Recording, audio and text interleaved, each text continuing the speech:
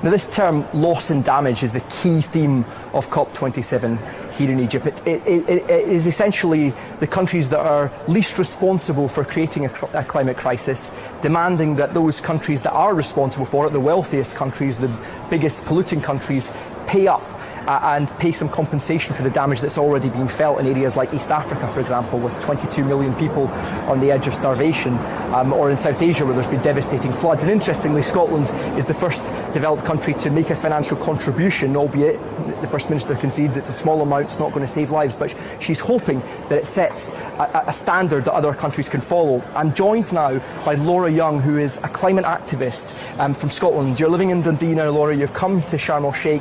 Tell me, why is the loss and damage, these reparations, why is that such a big theme for the COP here in Africa? It's so important because this is vital finance to help countries who are already impacted by climate change.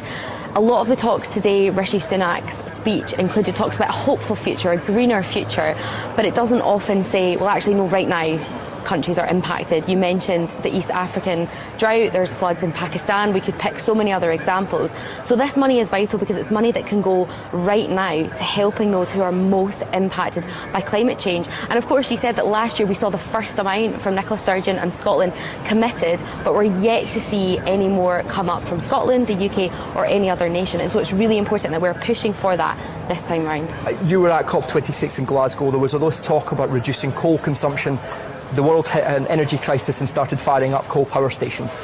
How much of these events are actually just a talking shop?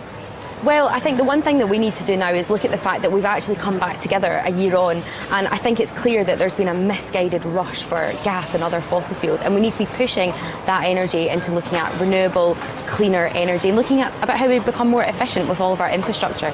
And so actually it's good that we've had this moment to come again and say, let's stop, let's look at where we're at, let's acknowledge that it's been a crumbling year for climate action, but then look forward to saying, what do we now need to do to put in place? That's a crucial question. How do we get back on track?